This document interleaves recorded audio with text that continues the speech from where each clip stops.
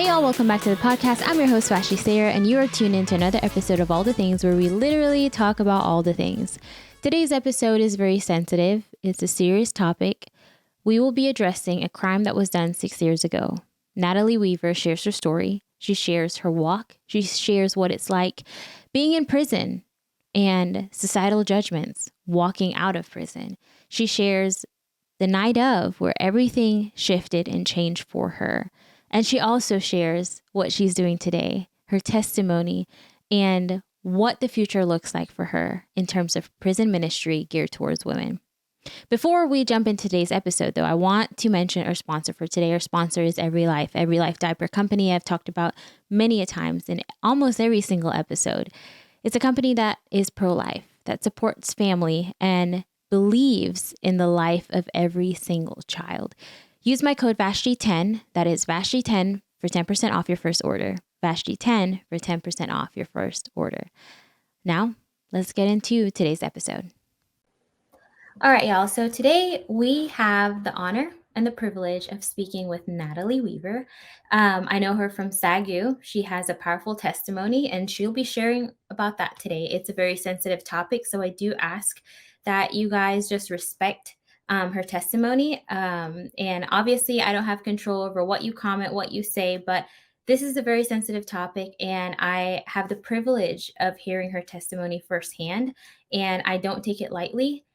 So we do ask for respect in this, but let's just jump right into it, Natalie. Can you share your story with us? You know, what led to what happened the day of? I'm not going to share anything. I'm going to let you share as much as you want, and we'll just go with the flow. So when I was 19, I was at SAGU. It was the summer before, and I think it was my second year. And during that time, I found out that I was pregnant. Mm-hmm. And just growing up and being like from a Christian home, it was just kind of like the taboo, like that was something for marriage. And being in the Christian college, I was like, this is not good. Like, I remember just kind of being scared, kind of not being like, oh, this isn't real. Like, this couldn't happen to me. This isn't actually happening. Mm-hmm. And so when I told my boyfriend, he was kind of in disbelief too. And we just kind of were like, well, I guess we'll figure it out as we go. We didn't really have like a set plan. Yeah. He was like, well, it's just you and me. Like, we kept it between ourselves. So that's when, like, once we said that we weren't going to tell anybody, it was just kind of the devil's way of, like, easing his way in. Right. And he was like, no, if you tell anybody, you'll be by yourself. And so it was just kind of that mindset I had that I was going to be by myself. If I told anybody, I would get kicked out of college or kicked out of my family. And so I hid it. I didn't tell anybody. So I went through the entire time by myself, not really knowing what to expect, not really knowing what was going on. So there was a lot of fear and just believing the lie. So it kind of just ate at me and just putting that wall up between my family. So the night that it happened, I was actually in my dorm by myself. My roommate was gone. And I didn't really know that I was in labor. So it was just kind of like more that fear, like something didn't feel right, but I didn't know what it was. And so when I gave birth, and I looked at her and she wasn't breathing, I was like, I need to get help. But losing her, I almost lost my own life. So I wasn't able to like physically walk or get up. So I didn't reach help in time. So not getting help for myself or her. really caused a Yeah. lot of other health issues. Um, Mm-hmm. and so luckily my roommate came home, and that's when I was able to get like medical attention. Yeah.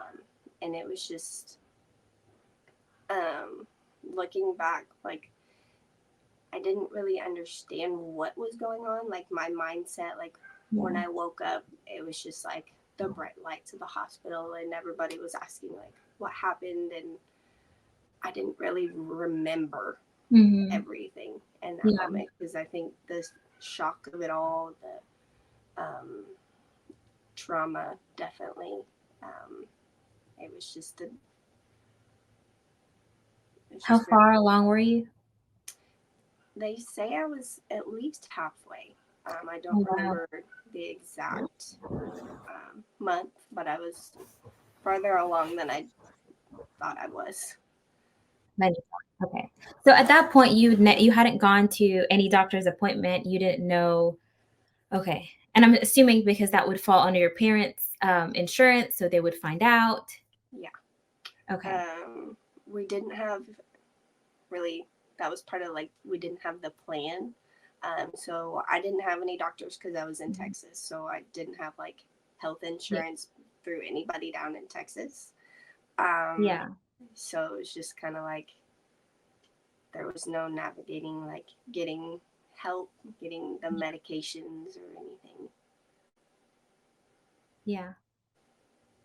Do you think because you came from such a strict Christian background that prevented you from being open and honest? Is it because you growing up you didn't have that open line of communication with your parents that you couldn't be honest with them? Because I'm thinking if I was in your shoe, I love my parents and now I do we have a phenomenal relationship, but I feel like if I was in your position at your age, I would have been fearful too, because in my mindset is you don't have sex before marriage, or at least what we were told growing up, very, very strict. Don't have sex before marriage. If you get pregnant, get married. Like that's the fix for it. And even then, that's a big no-no, shame on you. And I hold a lot of guilt and shame easily. So knowing myself and personality, had I done had I gotten pregnant, I probably would have not told my parents either. So I don't know if that's the case for you. It was because one, a lack of open line of communication, and two, growing up in such a strict home. Definitely. We didn't have like that open communication relationship Okay. growing up. We didn't. I didn't really talk to him about anything like the Mhm. boyfriends, or we just strictly like going to church and doing, like, um, some things are for marriage, some like this is what you do, this is what you don't do. Yeah. And I think once I found out I was pregnant, it was a lot of the shame and guilt of like, Mhm. I'm going to be a disappointment, Yeah. and I'm going against what my parents raised me to do and things like that. Mhm. Yeah. So walk me through, if you are able to talk about this, what happened that night, and when you woke up, what happened when you were in the hospital room? Because you woke up in the hospital room, correct? Mm-hmm. Okay. So I gave birth in my bathroom. Mhm. Um, and it was so traumatic because she was breech, and so I lost most of my blood. So that's like I passed out, and when I woke up, there was the doctors, and then they were like saying like I had to go to surgery, and I was like, for For what? what? Like, Yeah. what do you mean? Yeah. And so they called my parents, and they were like calling, trying to figure out like what actually happened.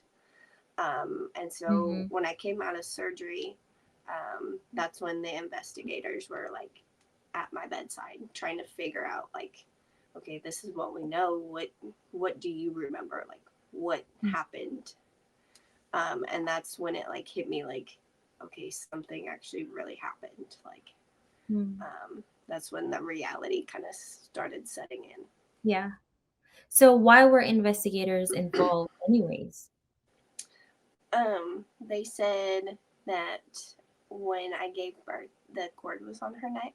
And so they were trying to investigate like what happened. They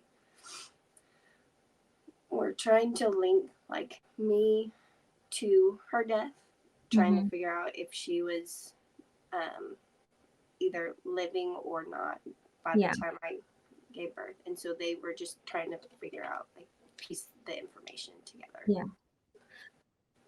What would you say were key moments that led up to that day? And how did that play a role in where you are right now? Mm. Mm.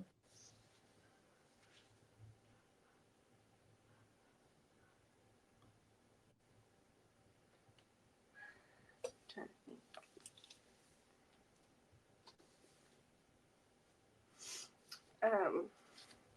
Other than like finding out and the denial and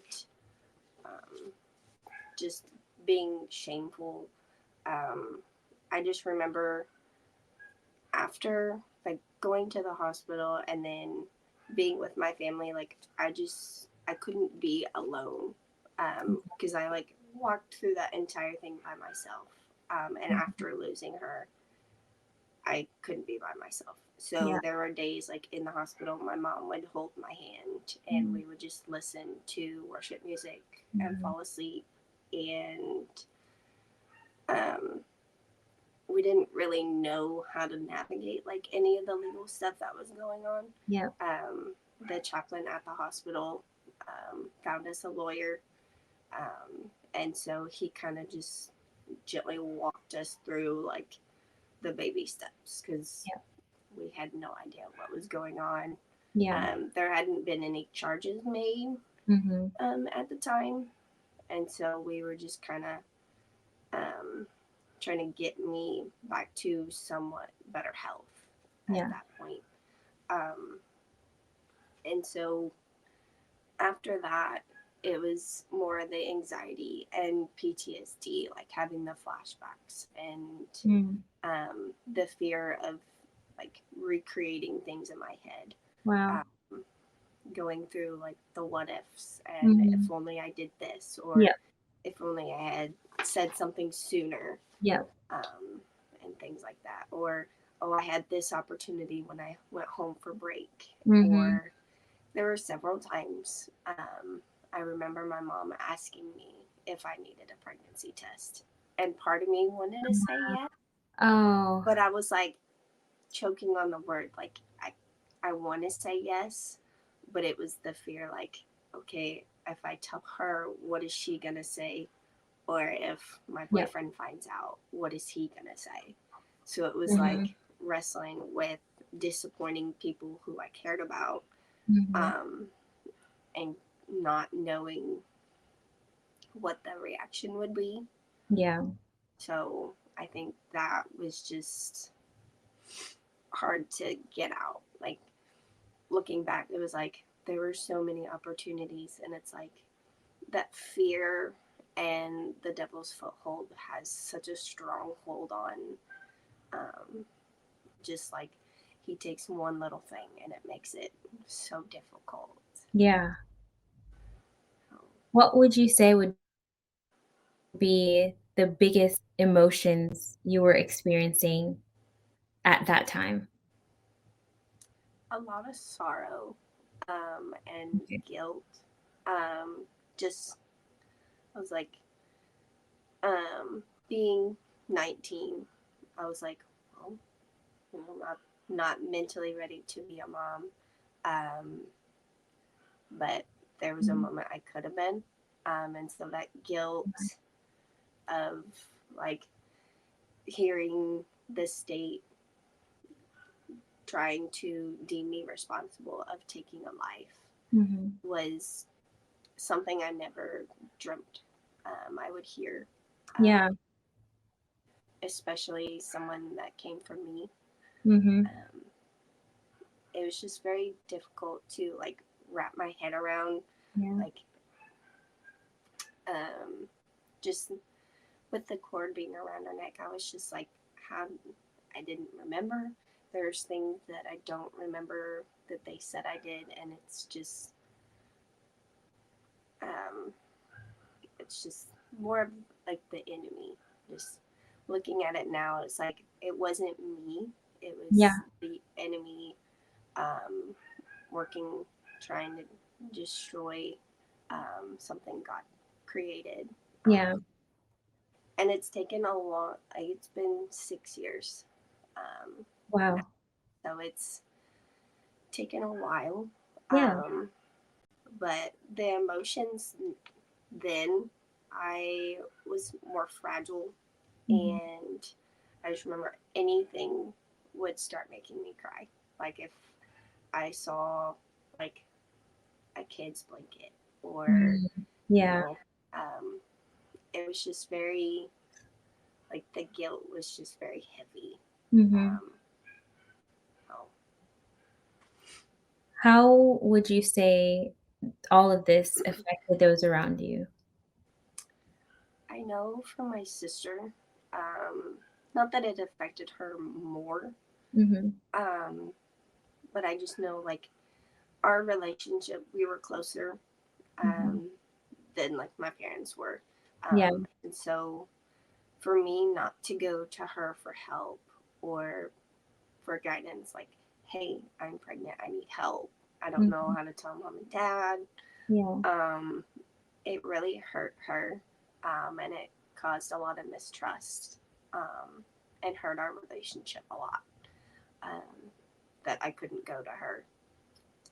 Does she feel And guilt that you didn't go to her? mhm, Okay. yeah, so she just kind of like, our relationship really didn't have any, like, she went to the hospital with us. She came home with me after I got released Mhm. from the hospital. Um, but our relationship really wasn't there. Mhm. She cared about me because she loved me. Mhm. Um, but other than that, we weren't as close. We didn't talk about things like we used to. Yeah. And um, so it wasn't until the last 2 years, um, that we started really getting closer and starting, like, she started trusting again. Like, it took a while, Yeah. to build that back up. Um, but for my parents, um, they were the ones, that got the phone call, Mhm. drove down. They dealt with like the lawyers and the Mhm. bailsmen. Like, they were there doing like the legal stuff. Wow. And so trying to navigate that while trying to take care of me and make Yeah. sure I'm okay, um, it was a struggle for them. Did Um, they feel guilt? I know my mom did, Yeah. of like, what could she have done differently? What did she do wrong? Mhm. Um, things like that. Yeah. So, after you got released from the hospital, what happened? We were home until a couple months later. We get a call from my lawyer, and they said that I was getting indicted on some charges. Okay. And so after that, we had to navigate, like, we were doing different plea deals, Mhm. or facing like the trial. Okay. And so our lawyer advised us, when they gave us the 5 years, to take it, Okay. because it wasn't going to get better than that, Yeah. or the trial would be like, I debated it, because I was like, what if I can get less? And it was like, well, what if I get more? Mhm. And Yeah. just being scared of like going at all. And so we took the 5, and so we go down to Texas, and originally I turned myself in and I bond out, and like, okay, that's it, like that's all they're gonna. And a couple months later, I have to sign for the 5 years, and I go to prison, and for the 5 years, and it was a difficult transition. It wasn't like we knew exactly what was going to happen. When you're going through the system, they don't really give you any advice or like, oh, this is what to expect. It's just kind of thrown in there.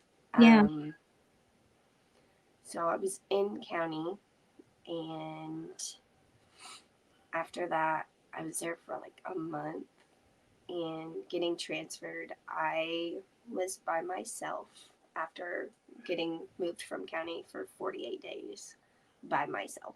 I was in a cell for 48 days with my Bible and God, and that was it. And I think that was the turning point for me.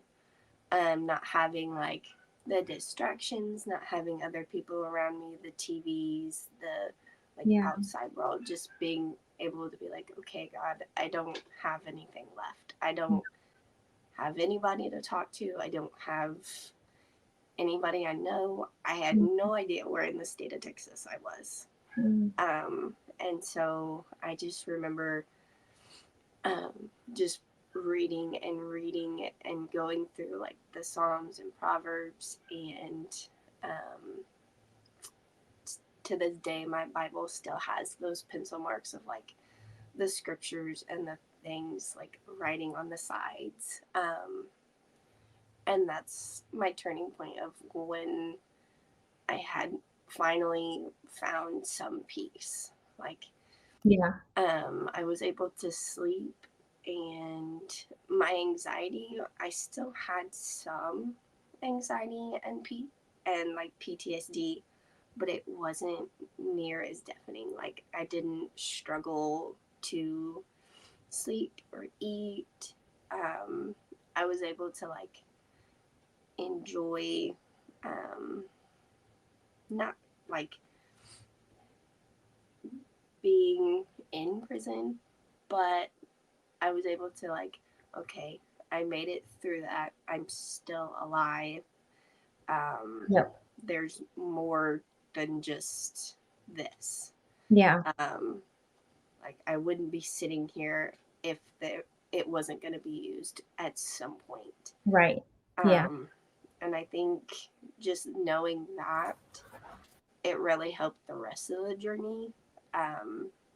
Because after that 48 days, I moved down to the facility I spent most of my time at.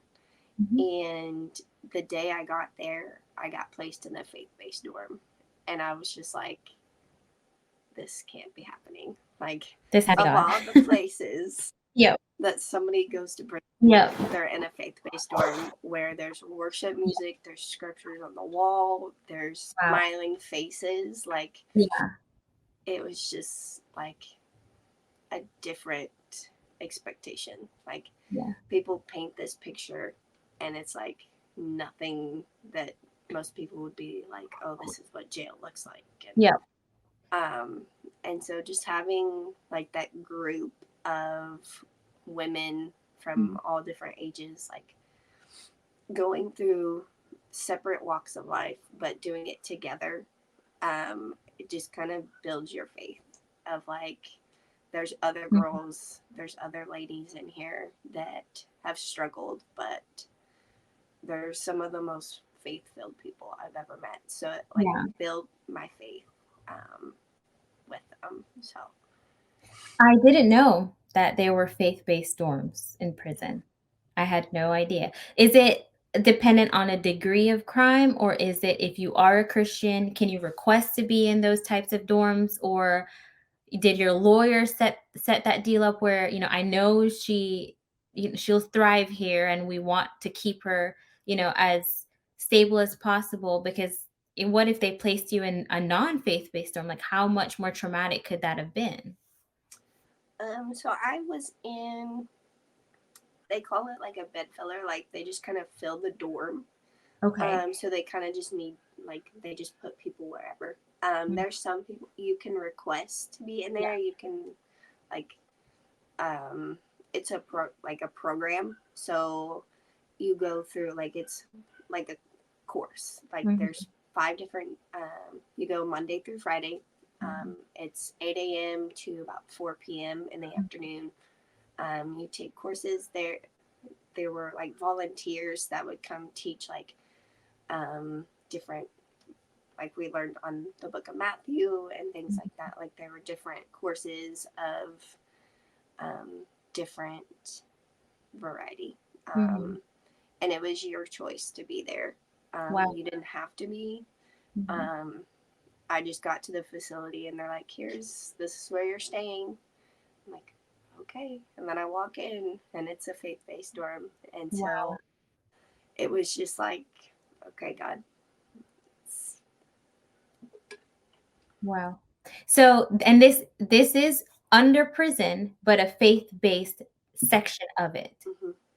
Wow. Yeah. Wow. What was your experience like there? Um, outside the faith-based dorm, it was just like they had different, like, they didn't want you to just sit and do nothing with your time. Mhm. They were really big on, like, taking classes. They had like high school and GED classes for those that hadn't gone through it. Yeah. And then on the weekends, like Thursday, Friday, Saturday, and Sunday, they would have like different churches from the area come and do a sermon or things like that. So it was just like they wanted you to get the most out of your time and grow as a person so you don't come back. Um, Yep. and it just allowed you to build relationships. Like there's several girls that had been through losing a kid and just the trauma of that and struggling with the guilt. And so we were able to just bond with each other and be there for each other. Yeah. And still to this day, I talk to them. Wow. Not every day, Yeah. but we definitely are able to connect with each other and Yeah. remember like their birthdays and things like Yeah. that. And so it just making the most out of that situation and those circumstances. Yeah. So let's backtrack a little bit here. Why did they ended up placing you in prison? Like, what was the charge? Were they valid? Was it, and obviously feel free to answer what you want, don't want to answer. Was it a failure on your lawyer's part? Like how did they get to that point where it's this is what we're going to charge you with and you have 5 years? The charges were manslaughter and abuse of courts. And so the manslaughter was the deeming me responsible for her death.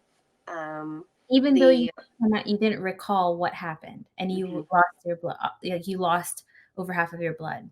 yeah, the lack of responding to her need or getting like medical attention, Mhm. withholding the fact that I was pregnant, so not getting the medical help, Yeah. and it was just like I think the I want to say the first um, plea deal they gave was 10 years. And so my lawyer was like, oh, let me see, because he didn't want me to spend 10 years Mhm. That's a long time. away from my family, Yeah.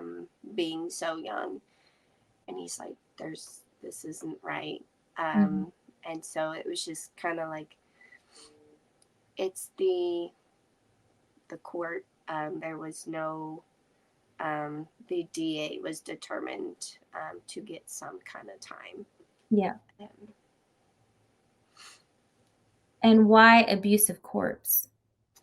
So when she was born, I gave birth in the toilet, like, because I was sitting and so I moved her out onto the toilet. So other than that, that was like moving her onto the floor or the towel. Yeah. Wow. It's hard, and I'm sure for you to talk about.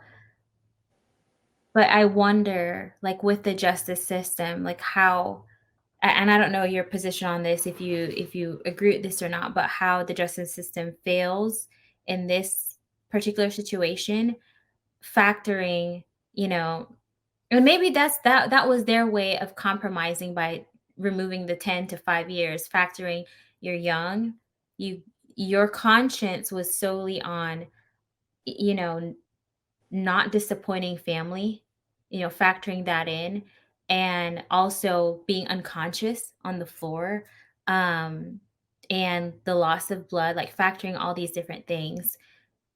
Maybe that's how the justice system, quote unquote, didn't fail, by reducing from 10 to 5 years and saying, look, this wasn't an intentional crime. This was a young girl who had so many things going on, and that was their way of, I don't know. It's hard for me to,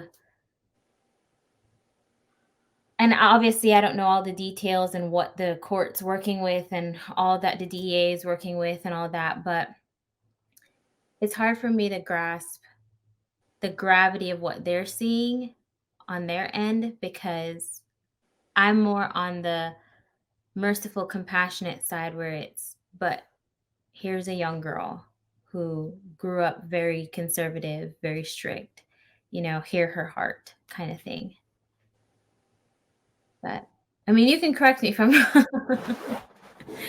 I would like to say that played a part in it, but I don't remember most of the legal stuff that went on, like the conversations between my lawyer and mainly my parents, just because my mindset at that point was not all there. Yeah. So it's just kind of like the gentle kid gloves of like my parents navigating how to tell me, like, hey, this is what they're saying now. This is what we have to do. Yeah. And just learning how to navigate that time. Did they agree or disagree? Did your parents agree or disagree with the charges? I didn't really ask them. Okay. So I don't know. Okay. So would you say that the criminal justice system adequately addressed the entire situation, that they did what they needed to do? Yes and no. Okay. Just navigating through, like, being new to the justice system and not being used to court. They don't really explain what's going on or what to expect, so you're just kind of like blindly in there.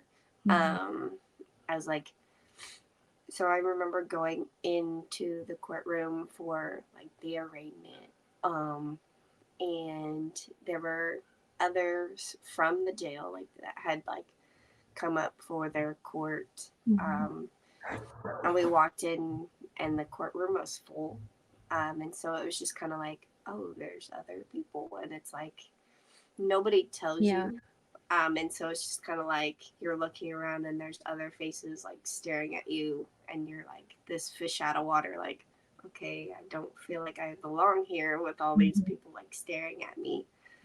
Um, but after that, like the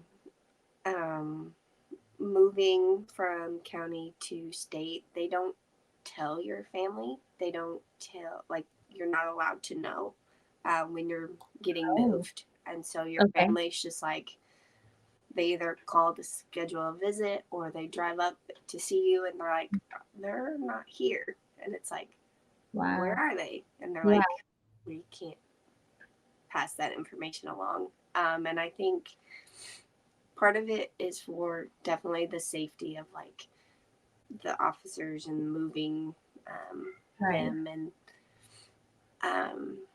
but just the unknown territory. But I remember getting there and I had a toothbrush, toothpaste, one change of clothes, and like the bare minimum of like hygiene and soap. And it was just like, I don't know what to do with this. Like, how do I live off of this? And like,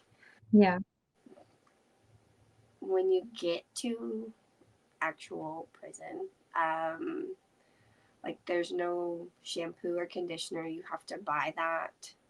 They feed you 3 times a day. But if you want other food, you have to buy it. And I saw a lot of people like, they either don't have family or they don't have the resources. So they don't have anything with them. They don't even have like stamps and paper. So it's just kind of like,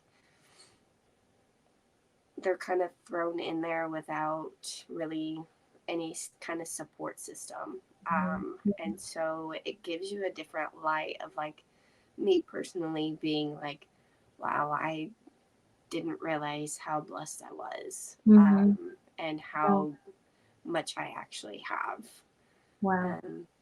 Being able to sit on the phone and call my family, getting letters from people and things like that. And when there's several people that don't, and it's like this, the criminal justice system just kind of blurs them, and they just, it's not like they're a human to them. It's just kind of like, we're another number, we're another person they have to look after, and more responsibility and things like that. And I think that they just don't look at us like a human.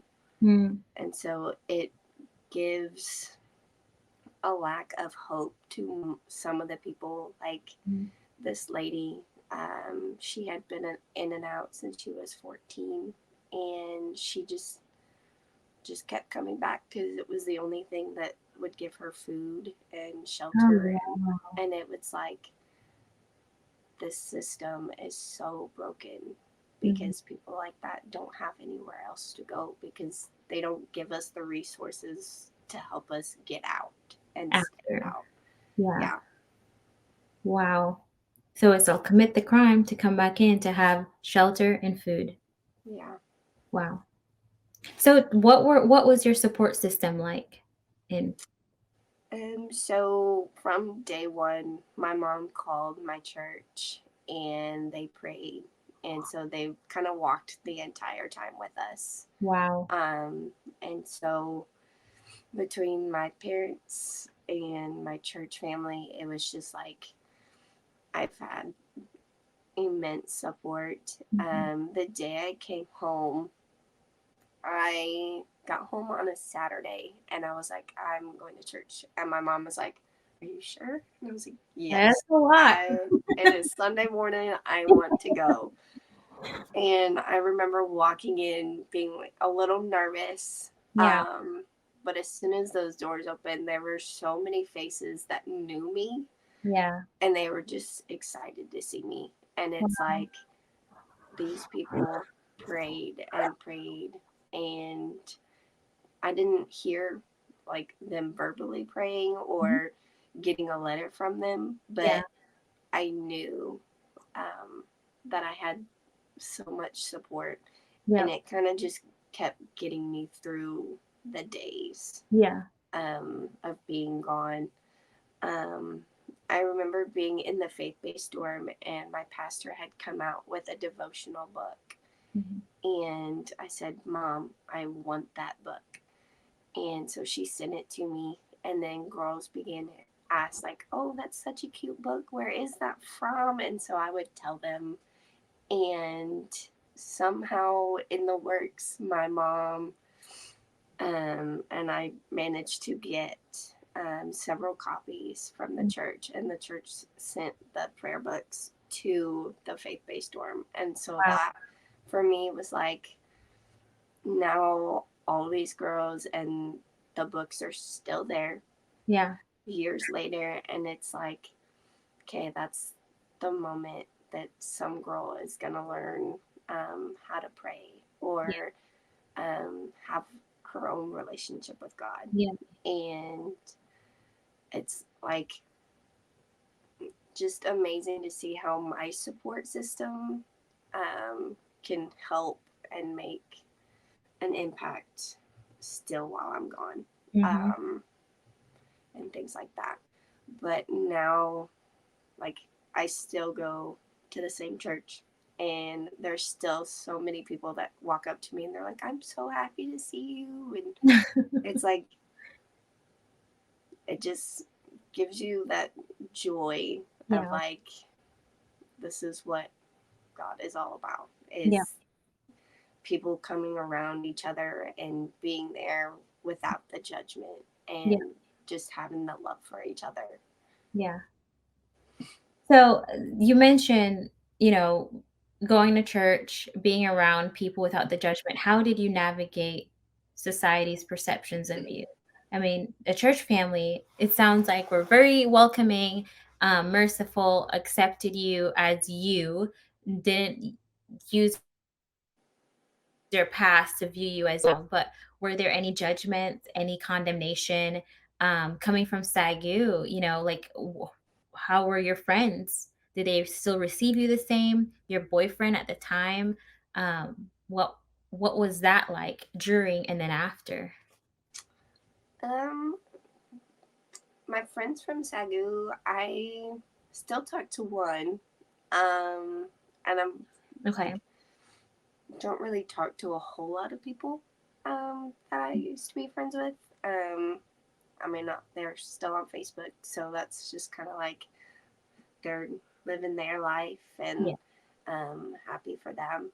Um, but just being in the new, like coming home and starting fresh, and um,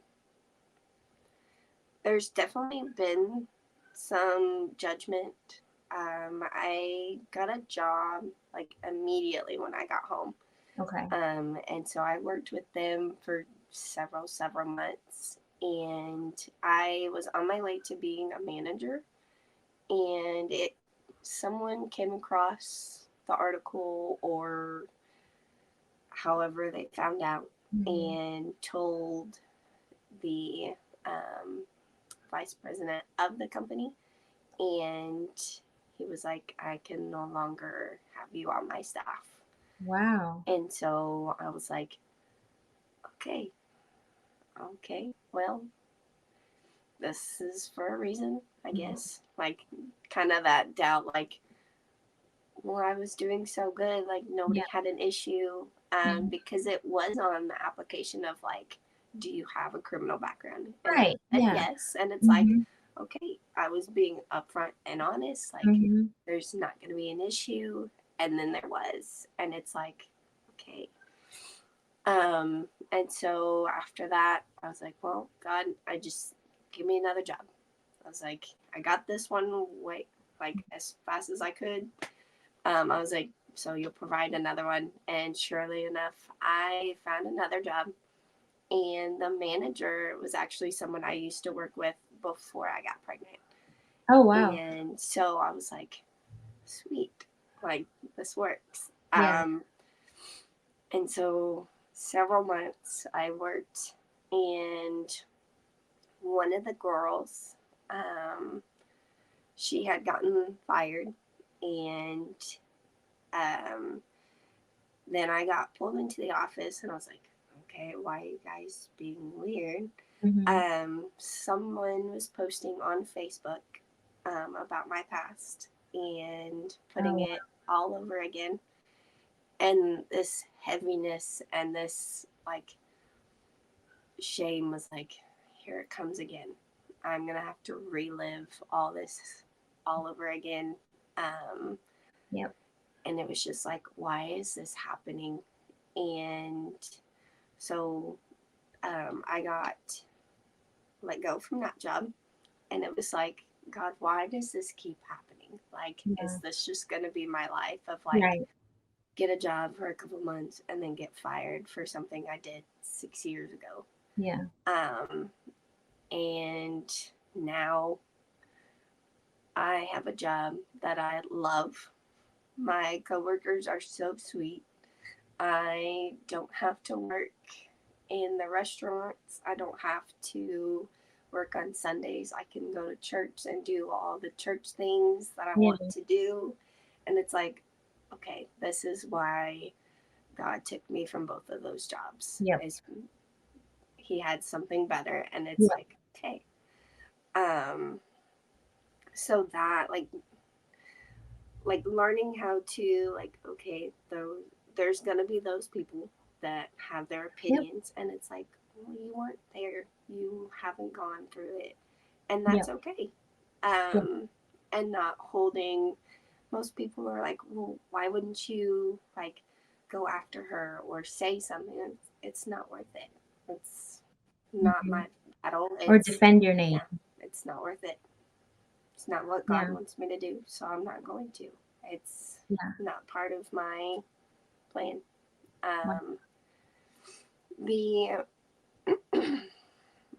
afterwards, other than that, the boyfriend at the time, he ended up breaking up with me. Okay. Looking at it now, I made so many excuses for him. And I think it was part of the denial and the shame of like not wanting to let it go. But he left, and that was just not like a freeing moment. I think that was like the pivotal role of like, this is a struggle for me. And that's kind of like up until I went to prison. My life kind of spiraled out of control after he left. And I think that just kind of tipped the iceberg over. And it just kind of went downhill. And that's why I look back and I'm like, prison definitely saved my life. Wow. After that, which is something I never thought I would say, but it definitely, just the path I went down on. I built a wall from my parents, like not wanting them to see how hurt I was and what the comments or the article or anything were doing to me. I just kind of went back and did it all by myself again. And just kind of like, well, I did this to myself, and I'm going to have to navigate it myself. So it wasn't until I got to prison that my mindset changed. Wow. And it's interesting that you said that, because you were at a Christian university, you know? Like you would think, oh, you're going to Christian university, you have it all. Like you're at chapel every day, you're at Bible classes, you know, you should know, but prison saved my life. Yeah. Wow. Wow. So what advice would you give someone who's in a similar situation as you were in? Definitely find those people that you can rely on. Somebody who's like rooted in God. Those like the scriptures, definitely for me, like I found several scriptures that were like something I could hold on to, that I could repeat in my mind. my mom, like I have it on a necklace, and it's Jeremiah 29:11, and I just repeat it over and over in my head. Yeah. The numbers 6:24 through 26, that's my church says it after every single Sunday service. And so every night after like the 1 minute left on the phone call with my parents, we would say that until the phone hung up. Wow. And it just resonated with me, like the You peace gave me that he goosebumps. gives you. And it's like that's what helped the most. Other than like believing the lies of the enemy just kind of destroys somebody. And so finding your scriptures of what God says about you and being able to like, no, this is what is true and this is what's not. Like having that counteract of no, I'm standing firm on the truth and or having those like the support system, whether it's one person or 50 or however many. No support system is too small. And don't try to do anything by yourself because by yourself you're just gonna fall and there's nobody to help you pick up the pieces. And whether it's just you and God or you, God, and one more person, it's better than just being by yourself. Definitely. Would you say that there were warning signs, like looking back now, you know, warning signs that led up to that night that maybe someone listening could pinpoint in their own life? Like these are warning signs. These aren't things to ignore. Yeah. I know for me, like, it's more, I mean, for me, it's the lies of the enemy. Like, in your head, you, like, start repeating, like, I'm by myself. I have to do this. I put myself here, so I have to get myself out of it. If he doesn't love me, nobody else is going to. Or just like having the boyfriend, like the man's supposed to like guide you. And so whatever, like I think especially growing up in the church, it's like you're supposed to listen to your husband or whoever you're with. And it's like, well, whatever they say, I don't want to disobey them or I don't want to disrespect them. And I think to an extent, there were times where I was like, looking now, it's like he told me my parents would kick me out of my house. That to me now, looking back, I'm like, how did you believe that? I was like, my parents would never. And it's like, it's just in that moment of like the shame and guilt. It's like you'll believe whatever, so you feel like you don't have to do it by yourself. So those, and it was just like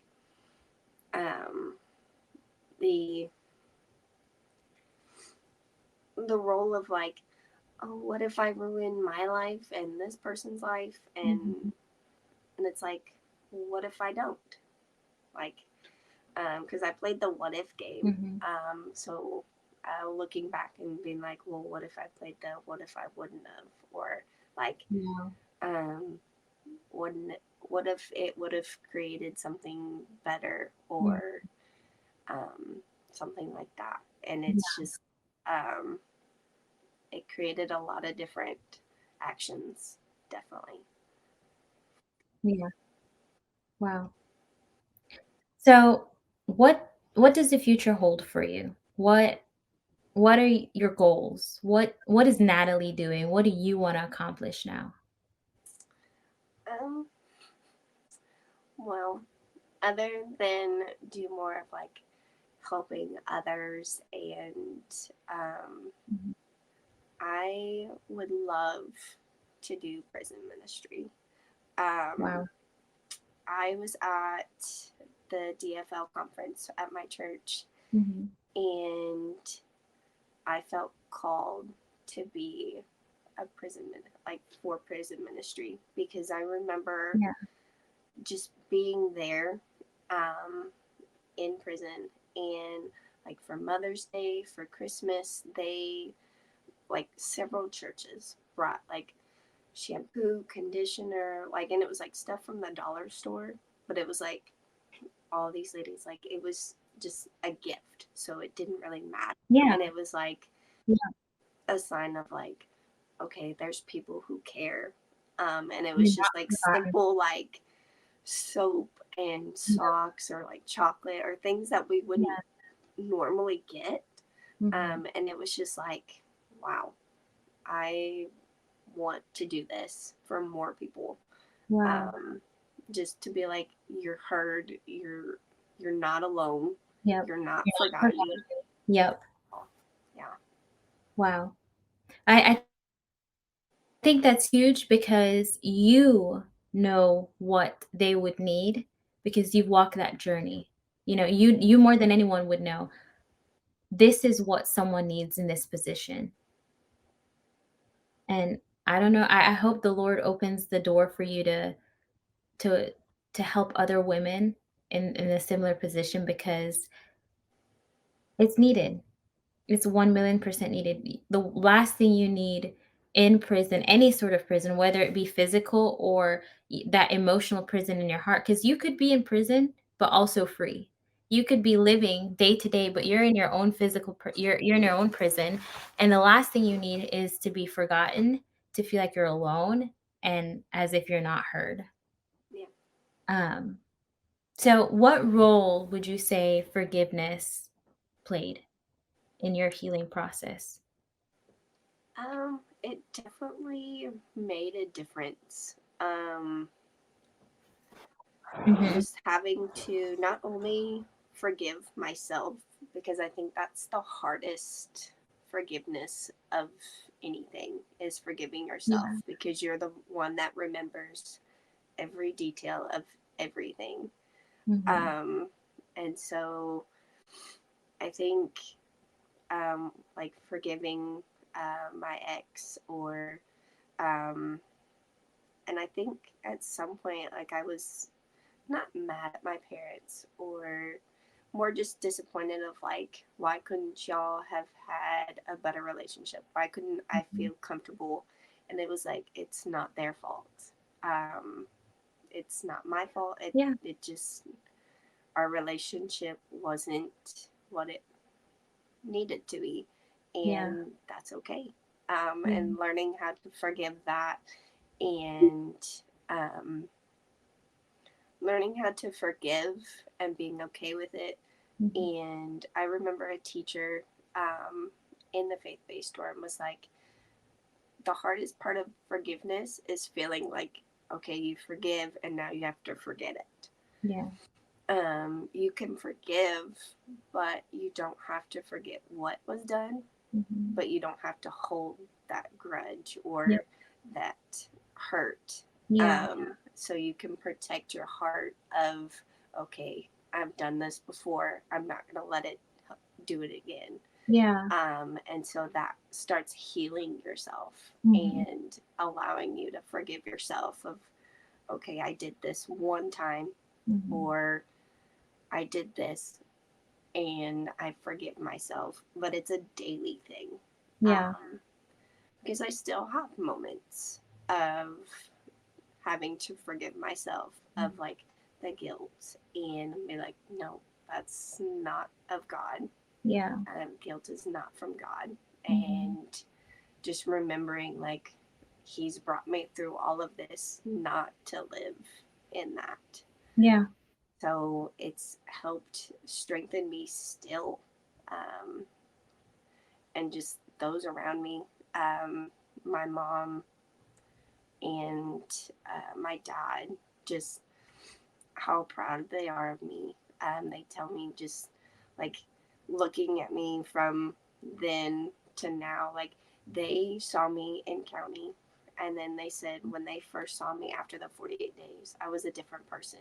And it was just the start of the forgiveness process. So it was like, forgiveness changes you, not from only the inside, but from the outside, so people can tell like you're a different person. You change, and you get back to your like actual self. Yeah. Wow. So before we wrap this up, I do have one last question, but before I get to that question, I wanted to ask, what was the hardest part of being in prison? I think, other than being like away from family, because I was like 10 hours away, so not really knowing where I was on the map,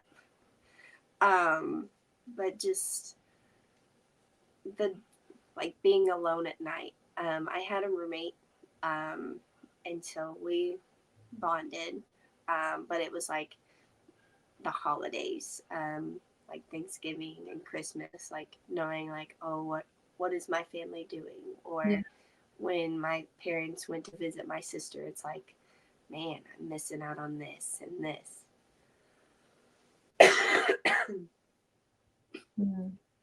So, would you say your relationship is a lot stronger today with your parents? Definitely. Over time of being gone and sitting on the phone with them, it just, our relationship definitely grew. Yeah. What about your sister? Has it gotten, you said it got better within the last 2 years. Would you say it's better than it was before, or it's as the same as it was before? I would say it's like a little bit of both. Like it's still the same as it was beforehand, but it's definitely gotten better. Like being able to FaceTime her and my nieces, and just getting to spend time and talking to her. And That's good. How would you say your relationship with Christ is today? It's definitely way stronger than it was 6 years ago. Just the moments of like looking back, I can feel him just being there, looking at like the miracles or where his hand was at, and I couldn't before.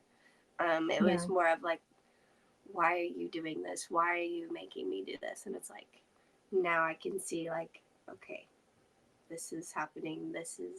Thank you for like giving me life, and just having a different view of what he's given me, has definitely strengthened my faith. Definitely. Wow. All right. Well, one last thing.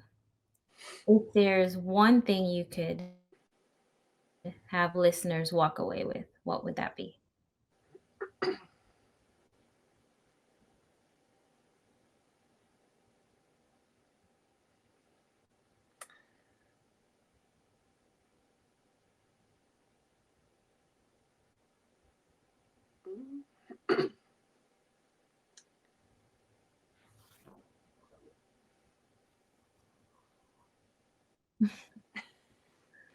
Wasn't ready for this question. I don't know.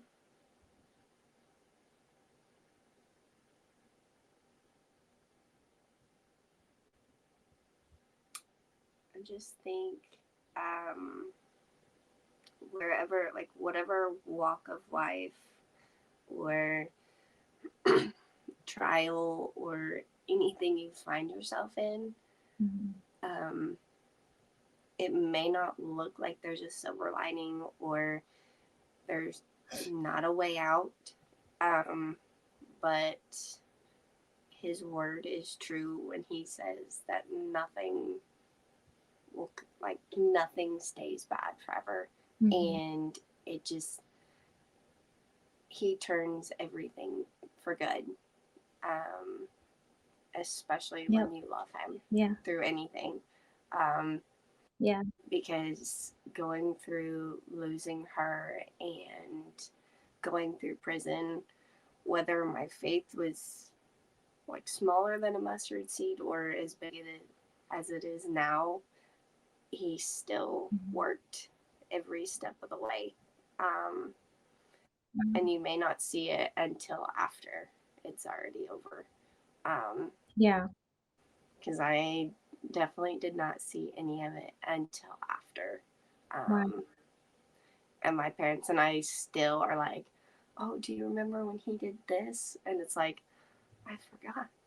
Like, because you just get so wrapped up in such of the negatives and all of the stuff that's happening around you, you forget who's in front of you. And I definitely look back now and I'm like, he definitely is in the middle of every situation. Yeah. He was in the middle of the storm the entire time. Yeah. Wow. Well, Natalie, thank you so much for sharing your story, for being vulnerable, for being honest. It's not past me that this is hard. And I mean, it's brave of you for just speaking about it. And maybe this is a stepping stone for your testimony to get out there more and that door to open where you can be an advocate for prison ministry and women who are in prison and need help, but not just physical help, but spiritual help. Yeah. Thank you for coming out of prison and being a story that is different from most people's story, that is redemptive, that clung on to hope, that knows that their source of strength comes from Christ.